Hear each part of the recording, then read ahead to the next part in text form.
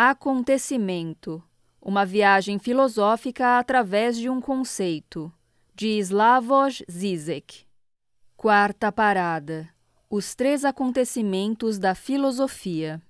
Há três, e apenas três filósofos-chaves na história da metafísica ocidental: Platão, Descartes e Hegel. Cada um deles promoveu uma clara ruptura com o passado. Nada continuou sendo o mesmo depois que entraram em cena. Platão rompeu com a cosmologia pré-socrática na busca de uma harmonia interna do universo e introduziu o idealismo metafísico.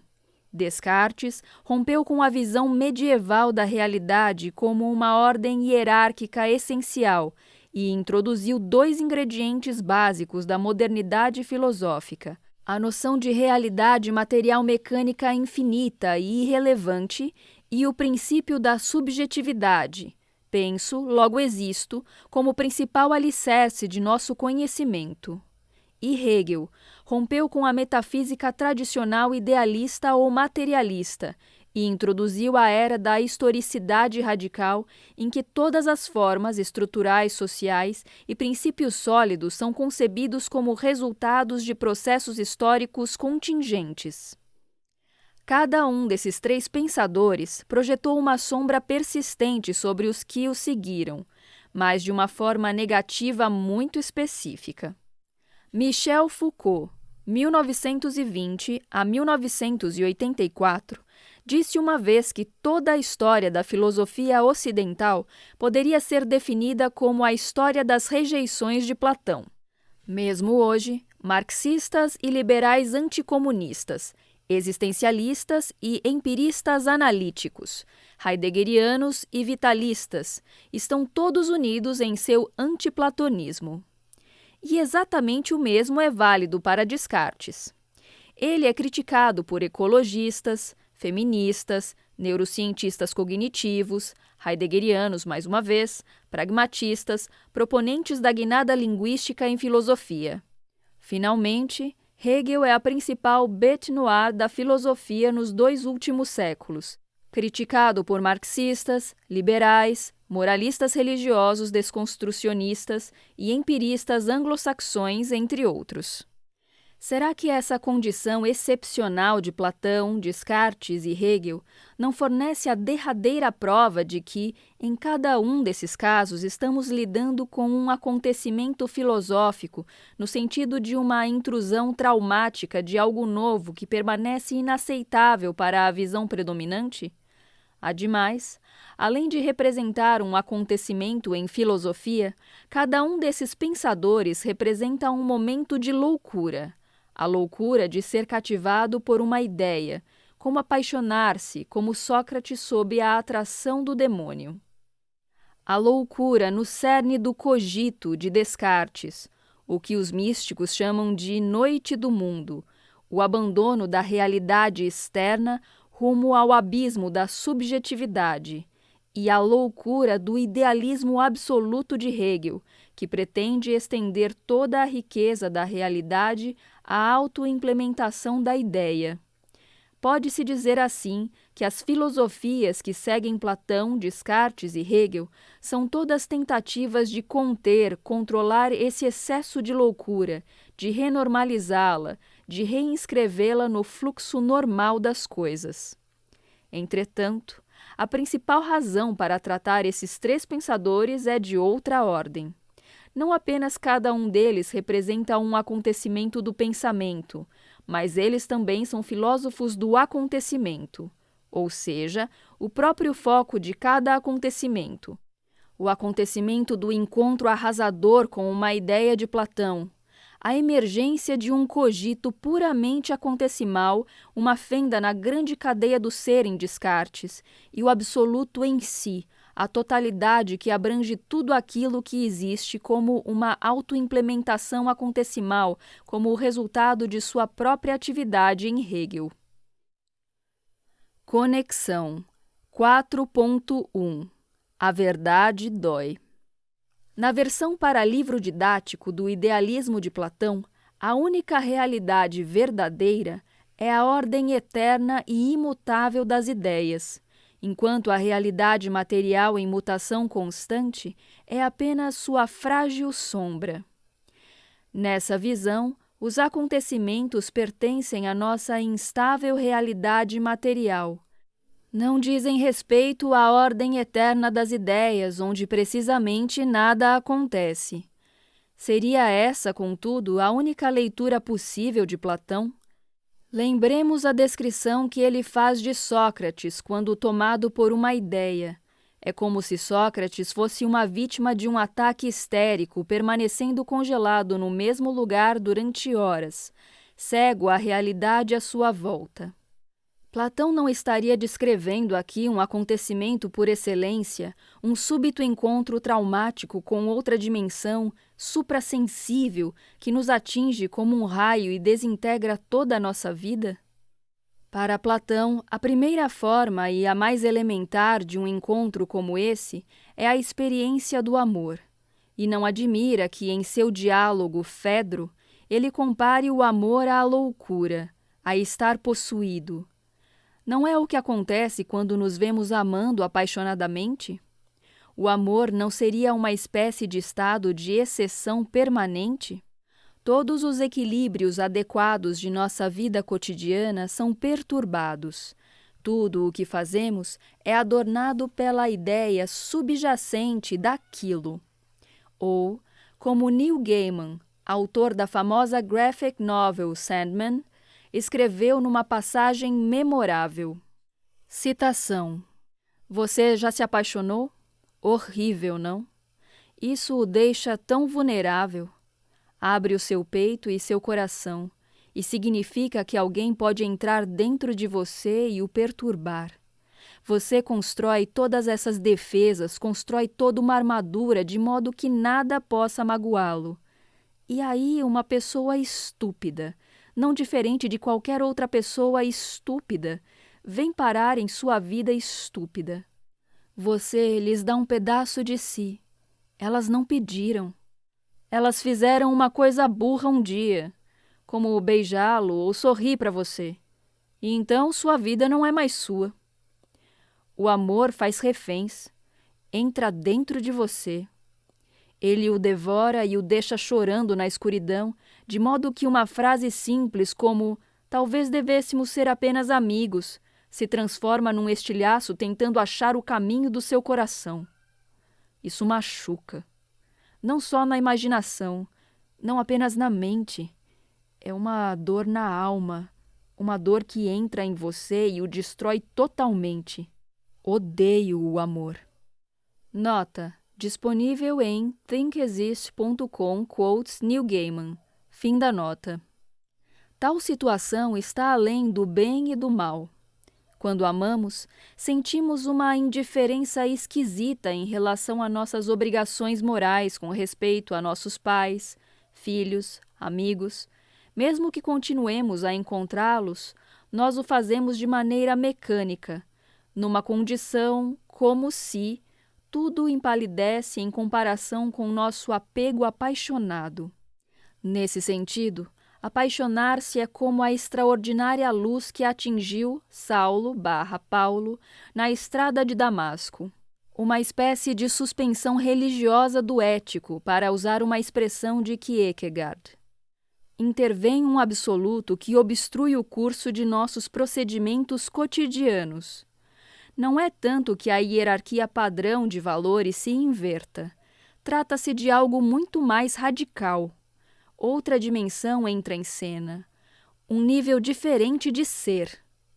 O filósofo francês Alain Badiou examinou o paralelo entre a busca atual de um parceiro sexual ou marital por meio de agências de encontros e o antigo processo dos casamentos arranjados. Em ambos os casos, o risco de se apaixonar é eliminado.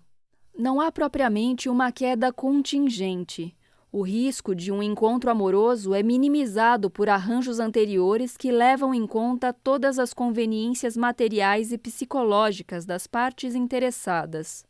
O psicólogo Robert Epstein leva essa ideia à sua conclusão lógica, fornecendo uma contrapartida ausente. Uma vez tendo escolhido o parceiro adequado, Como você pode arranjar as coisas de modo que ambos venham efetivamente a amar um ao outro? Esse procedimento de escolha de um parceiro baseia-se na autocomodificação, por meio de sites de namoro ou agências matrimoniais. Cada parceiro potencial se apresenta como uma mercadoria, relacionando suas qualidades e fornecendo fotos. Dentro desse modelo, se nos casamos hoje, é cada vez mais para renormalizar a violência de se apaixonar. A violência simpaticamente indicada por um termo basco, maitemindo, que literalmente traduzido significa ser ferido pelo amor. É também por essa razão que estar na posição do amado é tão violento, até mesmo traumático. Com efeito, os conhecidos versos de W.B. Yeats sobre o amor descrevem uma das constelações mais claustrofóbicas que se possa imaginar. Had I the heaven's embroidered cloth, and wrought with golden and silver light, the blue and the dim and the dark cloth, of night and light and the half-light, I would spread the cloth under your feet. But I, being poor, have only my dreams. I have spread my dreams under your feet. Tread softly, because you tread on my dreams. Nota de rodapé, em tradução livre.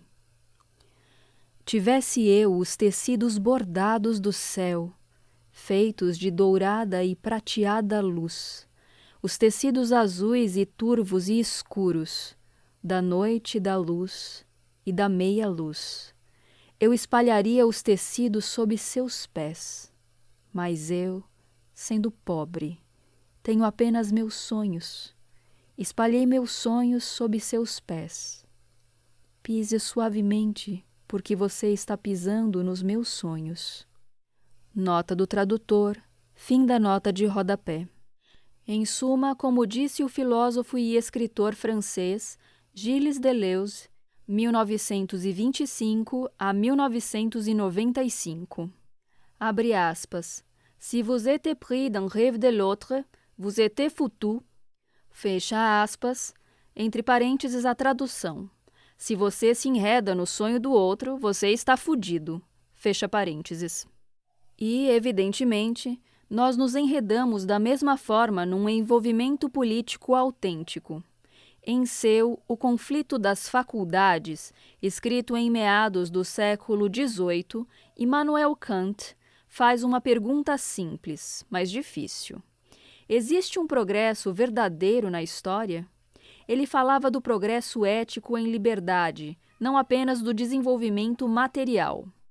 Kant reconheceu que a história real é confusa e não fornece provas claras.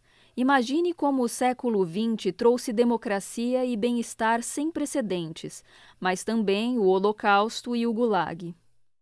Não obstante, ele concluiu que, embora não se possa provar o progresso, podemos discernir sinais que indicam que o progresso é possível. Kant interpretou a Revolução Francesa como um sinal apontado para a possibilidade da liberdade. Aqui, o até então impensável aconteceu. Todo um povo afirmou corajosamente sua liberdade e igualdade. Para Kant, até mais importante do que a realidade, frequentemente sangrenta, do que se passou nas ruas de Paris, foi o entusiasmo que os acontecimentos da França provocaram nos corações de observadores solitários por toda a Europa e mesmo pelo mundo. Citação. A recente revolução de um povo espiritualmente rico, que vimos acontecer em nossos dias, pode ter sucesso ou fracassar.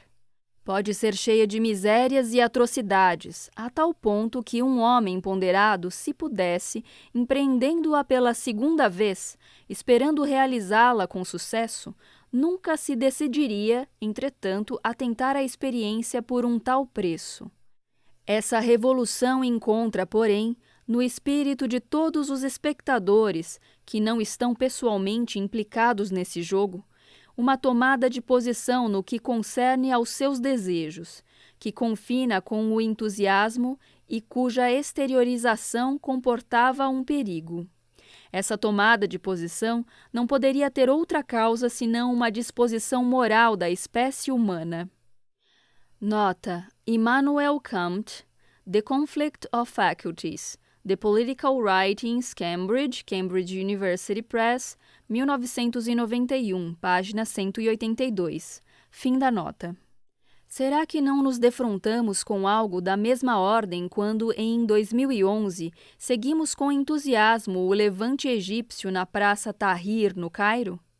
Independentemente de nossos medos, dúvidas e comprometimentos, naquele instante de entusiasmo, cada um de nós era livre e participava da liberdade humana universal. Para os historicistas céticos de hoje, um acontecimento assim continua sendo um produto confuso de frustrações e ilusões sociais, uma explosão que provavelmente vai levar a uma situação ainda pior do que aquela que a originou. Mas o que esses céticos não conseguem ver é a natureza milagrosa dos acontecimentos no Egito. Aconteceu uma coisa que poucos previram, violando as opiniões dos especialistas, já que a revolta não foi simplesmente o resultado de causas sociais, mas da intrusão de uma agência externa na história, aquela que podemos denominar de maneira platônica a ideia eterna de liberdade, justiça e dignidade. Tais acontecimentos milagrosos também podem assumir a forma de uma experiência pessoal momentânea. Jorge Semprún, membro do Partido Comunista Espanhol exilado na França e preso pela Gestapo em 1943, testemunhou a chegada da Buchenwald, de um caminhão cheio de judeus poloneses. Tinham sido empilhados num trem de carga, quase 200 num vagão, viajando durante dias sem comida nem água no inverno mais frio da guerra. Na chegada, todos os que estavam no trem tinham congelado até a morte, com a exceção de 15 crianças, mantidas aquecidas pelos outros no meio do monte de cadáveres. Quando as crianças foram tiradas do vagão, os nazistas soltaram os cães sobre elas. Logo, apenas 2 crianças em fuga haviam sobrado. Nota: a menor começou a ficar para trás. Os SS grunhiram atrás delas e depois os cachorros começaram a grunhir também, enlouquecidos pelo cheiro de sangue, e então a maior das 2 crianças diminuiu o passo para pegar a mão da menor. Juntas percorreram mais alguns metros, até os golpes dos porretes caírem sobre elas e juntas tombarem de cara no chão, as mãos unidas para toda a eternidade. Nota: Jorge Semprún, The Long Voyage, Los Angeles, Overlook TP, 2005, página 172. Fim da nota. O que não deve escapar à nossa atenção é que o congelamento da eternidade está incorporado na mão como objeto parcial. Enquanto os corpos dos 2 meninos perecem, suas mãos apertadas persistem por toda a eternidade como o sorriso de um gato de Cheshire. Pode-se facilmente imaginar como essa cena deveria ser filmada. Enquanto a ilha sonora mostra o que se passa na realidade, as 2 crianças agredidas até a morte, a imagem de suas mãos apertadas congela, imobilizada para a eternidade. Enquanto o som torna temporária a realidade, as imagens tornam eterno o real. E a palavra eternidade deve ser tomada aqui no mais estrito sentido platônico. Há, contudo, entre a experiência relatada por Semprún e o platonismo padrão de livros didáticos, uma grande diferença que não pode passar despercebida. Pela versão padrão, as ideias são a única realidade substancial verdadeira, enquanto no caso de Semprún, estamos obviamente lidando com uma fugaz aparência ilusória de eternidade. Como podemos explicar essa diferença? Numa das histórias de Agatha Christie, Hercule Poirot descobre que uma enfermeira feia é a mesma pessoa bonita que ele conhecera numa viagem transatlântica. Ela tinha apenas colocado uma peruca que ofuscava sua natural beleza. Hastings, parceiro de Poirot ao estilo Watson, observava tristemente que essa bela mulher pode se fazer de feia. Então, a mesma coisa pode ser feita no sentido oposto. O que então permanece na fascinação do homem além da falsidade? Será que essa percepção da inconfiabilidade da mulher amada não anuncia o fim do amor? Poirot responde, abre aspas, não, meu amigo, isso anuncia o início da sabedoria, fecha aspas. Esse ceticismo, essa consciência da natureza enganosa da beleza feminina, perde de vista o essencial, o fato de que essa beleza é, não obstante, absoluta, um absoluto que aparece. Não importa quão frágil e enganosa seja ela no nível da realidade substancial, o que transpira nisso, através disso, é um absoluto. Existe mais verdade na aparência do que aquilo que se oculta sob ela. Aí reside a verdadeira intuição de Platão, da qual ele próprio não estava plenamente ciente. As ideias não são a realidade oculta sob as aparências. E, de fato, Platão tinha muita consciência de que essa realidade oculta é constituída de matéria corrompida e em eterna mutação. Em vez disso, as ideias nada mais são que a própria forma de sua aparência, essa forma como tal. Tomemos um atrator matemático. Uma forma ou conjunto de estados ideal que não muda sob a dinâmica especificada, em relação ao qual uma variável, movendo-se segundo as regras de um sistema dinâmico, evolui com o tempo. A existência dessa forma é puramente virtual. Ela não existe em si mesma. Nada mais é que a forma para a qual tendem linhas e pontos. Entretanto, precisamente como tal, o virtual é o real desse campo, o ponto focal inamovível em torno do qual circulam todos os elementos. Devemos atribuir aqui ao termo forma todo o seu peso platônico, de vez que estamos lidando com uma ideia eterna, em que a realidade participa de maneira imperfeita. Podemos agora avaliar a verdadeira dimensão da revolução filosófica de Platão, tão radical que foi mal interpretada por ele mesmo. Platão começa afirmando a brecha entre a ordem espaço-temporal da realidade em seu eterno movimento de geração e corrupção e a ordem eterna das ideias, ou seja, a noção de que a realidade empírica pode participar de uma ideia eterna, de que uma ideia eterna pode brilhar através dela, aparecer nela, ou seja, a mesa material individual à minha frente participa da ideia de mesa, é sua cópia. Onde Platão errou foi em sua ontologização das ideias. Ele presumiu que as ideias formam outra ordem da realidade verdadeira, ainda mais substancial e estável do que nossa realidade material ordinária. O que Platão não estava pronto para aceitar, ou melhor, não era capaz, era a condição profundamente virtual e material, ou melhor, insubstancial, acontecimental das ideias. Ideias são algo que aparece momentaneamente na superfície das coisas. Lembremos a velha estratégia católica de proteger os homens das tentações da carne. Quando você vê diante de si um voluptuoso corpo feminino, imagine como ele vai parecer daqui a algumas décadas. A pele enrugada e os seios caídos. Ou, melhor ainda, imagine o que está à espreita agora, por baixo da pele. Carne crua e ossos, fluidos internos, comida semi-digerida e excrementos. O mesmo conselho fora dado por Marco Aurélio em seu Meditações, onde ele escreveu a respeito de fazer amor. Citação: uma coisa se esfregando no seu pênis, uma breve convulsão e um pouco de líquido opaco. Percepções como essa, cingir-se às coisas e depois penetrá-las, de modo a vermos o que realmente são. É isso que precisamos fazer o tempo todo, por toda a nossa vida, quando coisas reclamarem nossa confiança. Desnudá-las e ver como são insignificantes, privá-las da lenda que as contamina. Nota: Marco Aurélio Meditations, B6, página 13, citação, disponível no link Classics Smith Edu. Fim da nota. Longe de promover um retorno ao real destinado a quebrar o feitiço imaginário do corpo, tal procedimento é igual à fuga do real, o real que se anuncia na aparência sedutora do corpo nu.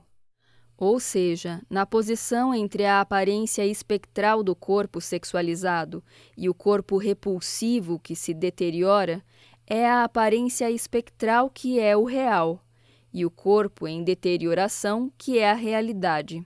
Recorremos ao corpo em deterioração para evitar a fascinação mortal do real que ameaça sugar-nos para o seu vórtex. Na arte contemporânea, frequentemente encontramos tentativas brutais de voltar ao real, lembrando ao espectador ou leitor que ele está percebendo uma ficção, para acordá-lo desse doce sonho. O gesto tem duas principais formas que, embora opostas, significam a mesma coisa. Na literatura ou no cinema, há advertências autorreflexivas de que o que estamos vendo é mera ficção. Como atores na tela, dirigindo-se diretamente a nós como espectadores, desse modo destruindo a ilusão da ficção narrativa, ou o escritor intervindo diretamente na narrativa por meio de comentários irônicos. No teatro, há ocasionalmente acontecimentos brutais que nos despertam para a realidade do palco, como, por exemplo, matar nele uma galinha. Em vez de interpretar esses gestos como tentativas de quebrar o feitiço da ilusão e confrontar-nos com o puro e simples real, deveríamos denunciá-los pelo que são. O exato oposto do que afirmam ser. Fugas do real, tentativas desesperadas de evitar que o real transpire na ou pela própria ilusão. É por isso que, retornando pela última vez ao amor, o amor não tem absolutamente nada a ver com uma fuga para um universo romântico idealizado em que todas as diferenças sociais concretas magicamente desaparecem. Mais uma vez, citando Kierkegaard, abre aspas, o amor acredita em tudo e, no entanto, nunca é enganado, fecha aspas. Soren Kierkegaard, Works of Love, Nova York, Harper Torch Books, 1964, página 114, fim da nota. Em contraste com o desconfiado que não acredita em nada e, não obstante, é intensamente iludido. A pessoa que desconfia de outras é paradoxalmente, em sua própria e cínica descrença, a vítima da autoilusão mais radical. Como diria Lacan, le nom du pré errant. Ao cínico escapa a realidade da própria aparência, não importa quão efêmera, frágil e ilusória ela seja, enquanto o verdadeiro crente acredita em aparências na dimensão mágica que brilha através de uma aparência. Ele vê a bondade no outro, enquanto o próprio outro não tem consciência dela. Aparência e realidade não são mais opostas. Precisamente por acreditar em aparências, a pessoa que ama vê a outra da maneira que efetivamente é, e a ama por suas próprias imperfeições, não apesar delas. Quanto a isso, a noção oriental do vazio substância-chão, por sob as frágeis aparências enganadoras que constituem nossa realidade, é o oposto da noção de que a realidade comum é que é sólida, inerte e está lá, e o absoluto é que é profundamente frágil e efêmero. Ou seja, o que é o absoluto? Algo que nos aparece em experiências efêmeras, digamos, por meio do sorriso gentil de uma mulher bonita, ou mesmo do sorriso caloroso e carinhoso de uma pessoa que, de outra maneira, poderia parecer feia e rude. Nesses momentos milagrosos, mas extremamente frágeis, outra dimensão transpira através de nossa realidade. Como tal, o absoluto é facilmente desgastado, desliza com muita facilidade através de nossos dedos e deve ser tratado com tanto cuidado quanto uma borboleta. Em suma, o absoluto é um acontecimento puro, algo que simplesmente ocorre, Ele desaparece antes mesmo de aparecer totalmente.